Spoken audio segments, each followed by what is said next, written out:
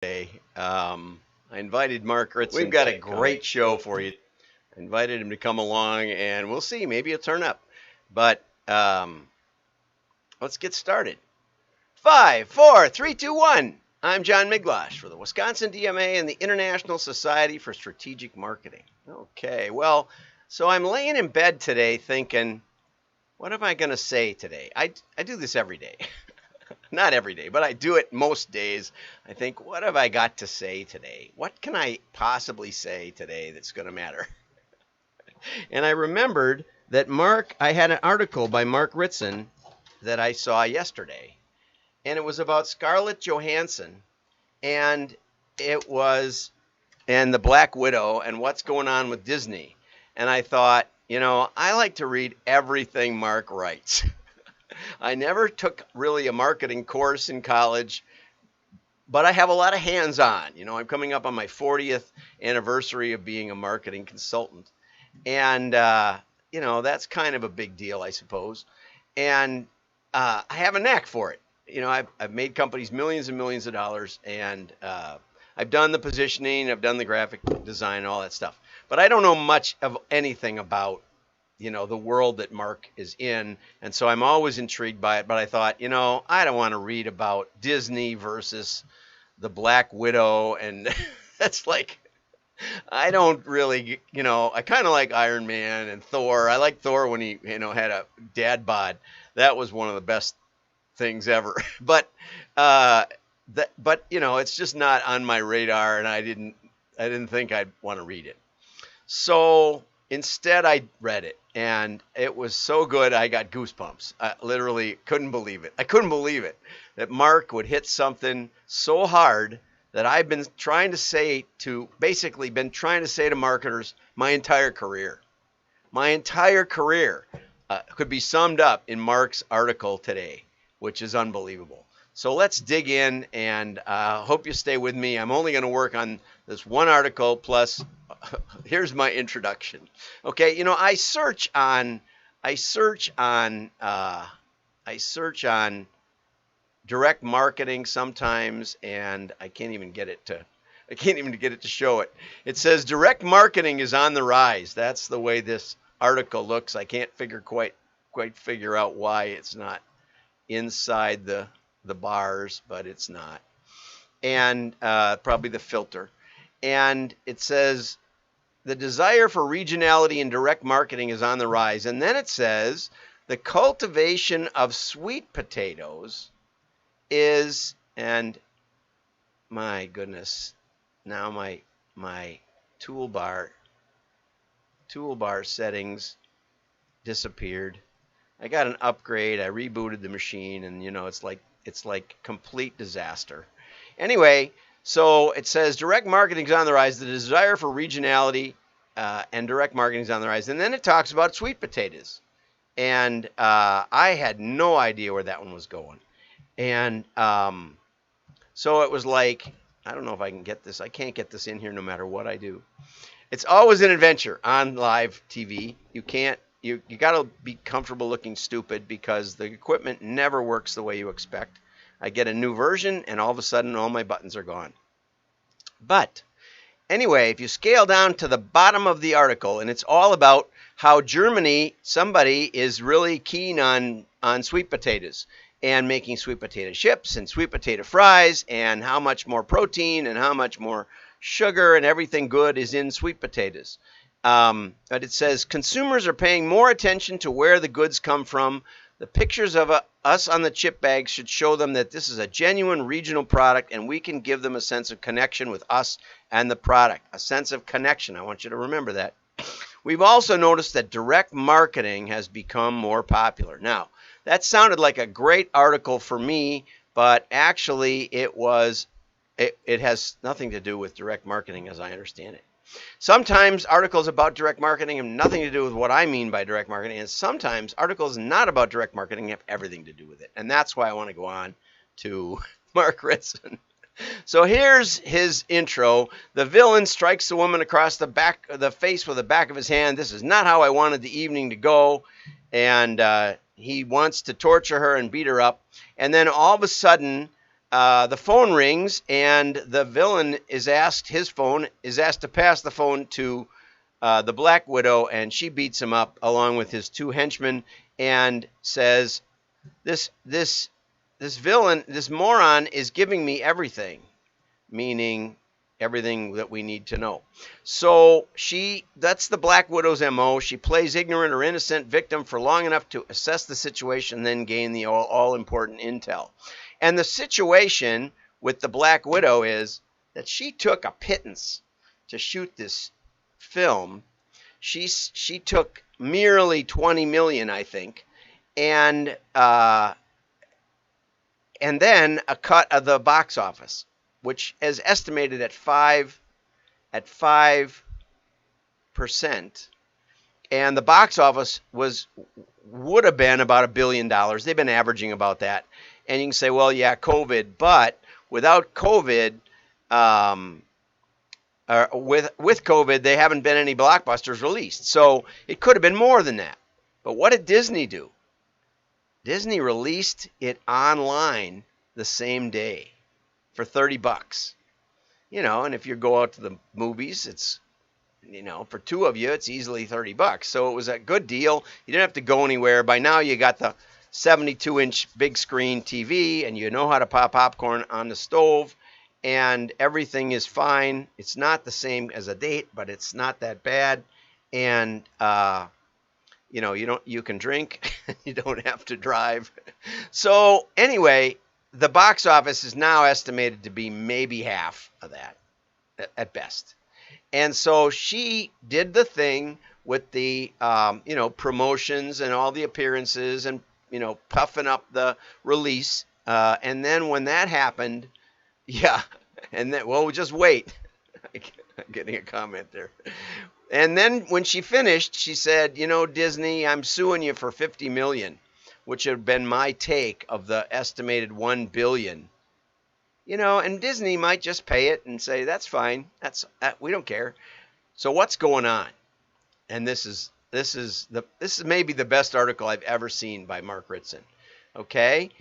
He basically says, if you sell direct to the consumer, you can adjust and experiment in the manner in which you market your products.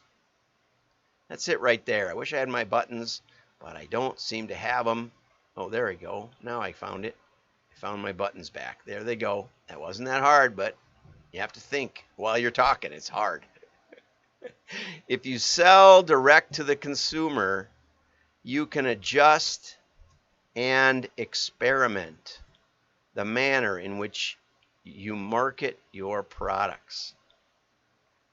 Basically, what marketing is, they say it's finding a need and filling it. But it's really trying to guess a need and then guess what's going to fill it. If you're Procter & Gamble, you come up with stuff, you try stuff, you put it out on the market, like sweet potato chips, and you hope that it works. Like with Pringles. I think Pringles might have been Lay's. But anyway, so Pringles was test marketed in 3 cities, and they bought all the media, the billboards, the TV, everything they could to talk about Pringles and how great Pringles were. It's a true story. And bottom line is, everybody wanted to try Pringles. They couldn't believe it. They couldn't keep them on the shelves. Long enough. They were sold out immediately. It was like a black market for Pringles. And so, because of that, they built new factories. They built 2 or 3 more factories to make Pringles, and they flooded the market with Pringles. And you know what? Pringles are okay, but they're not that great. They're not as good as good, crisp, sweet potato fries. Homemade or made locally, and they're so fresh. And so what was going on was they were just trying to guess. They were guessing the demand, but they didn't understand the intent. The intent was, it's novel. everybody's trying them. I got to get some.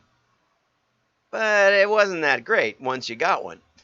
It was okay. They're not, and they'll last forever. It's be good survival food. I understand that when they climb the Himalayas, they take along a lot of Pringles.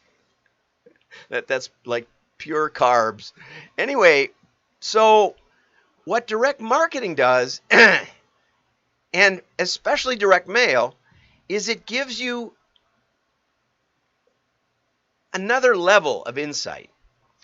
It gives you guaranteed delivery, guaranteed engagement with the decision maker in the household.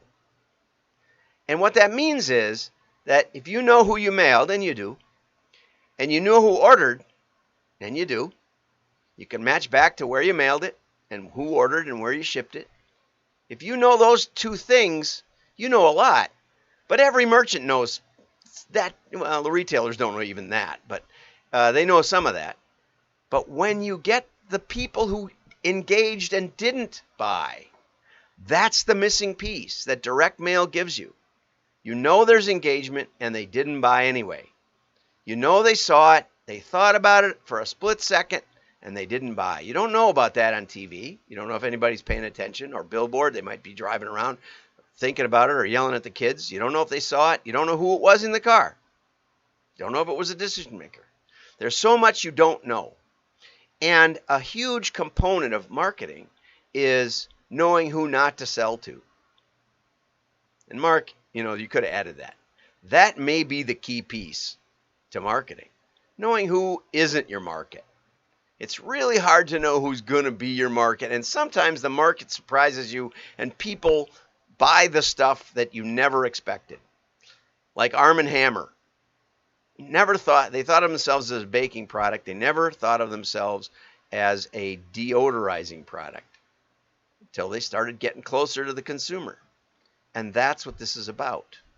Okay? Mark Ritson says, the film stumbled. There's a lot of story here about, and pirating went through the roof, which I thought was funny.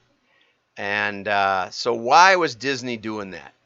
Well, obviously they wanted to promote and support their Disney Plus streaming service. They have sort of an inside track on so many properties. But they understood that making movies is completely different from showing them to people for money. Marketing movies is not the same as making movies.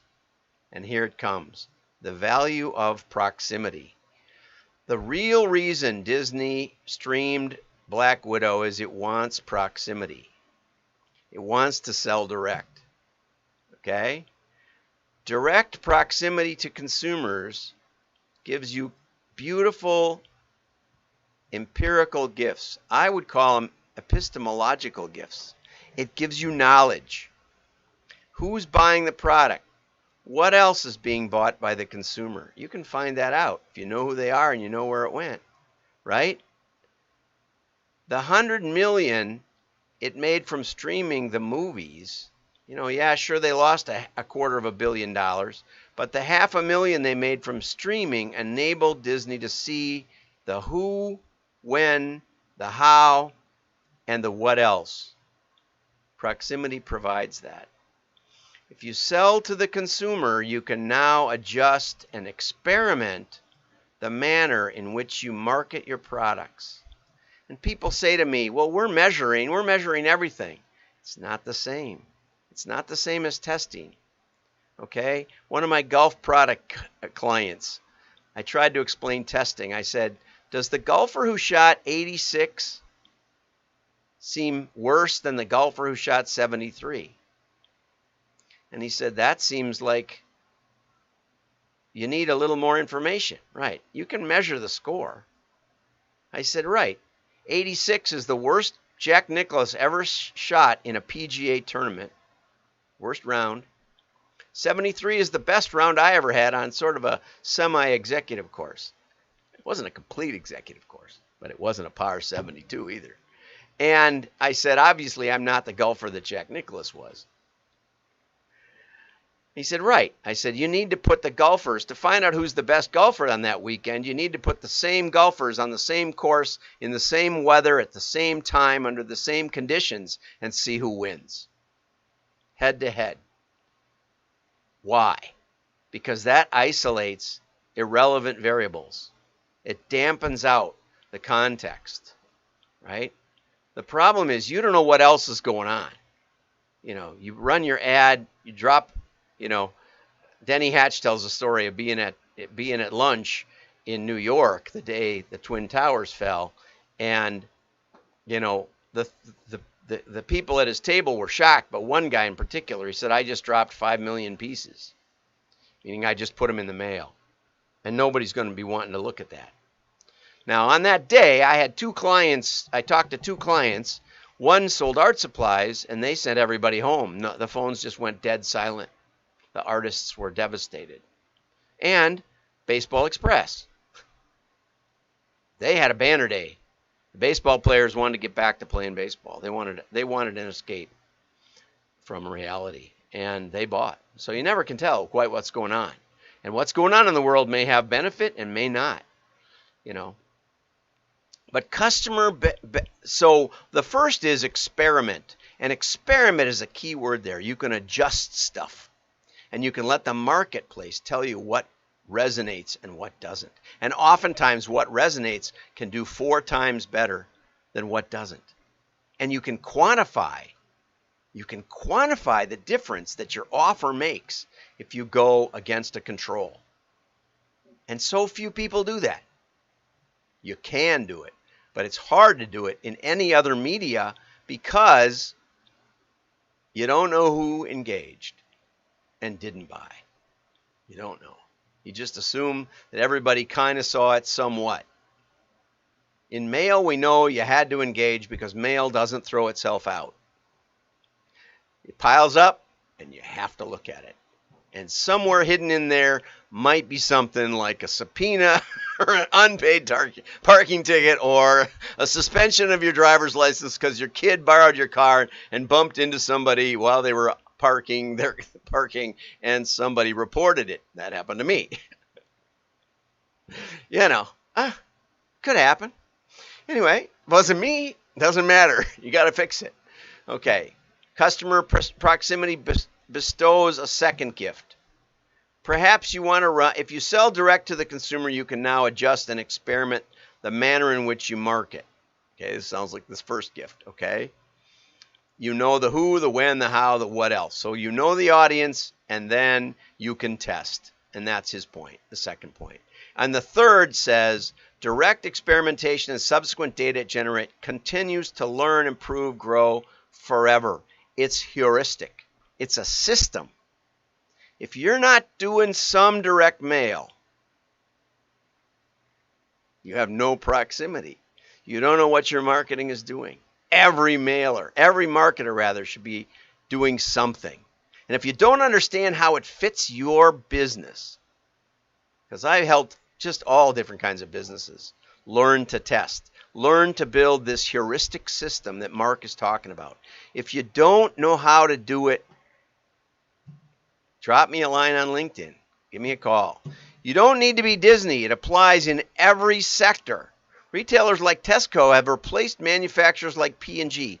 Tesco, Target, Carrefour, and 100 other big retailers are closer to the consumers. And you know what? Most of them do a terrible job. My wife's been using her Kohl's card for decades. They never sent us one customized piece saying, we know you have all kinds of girls, teenage girls.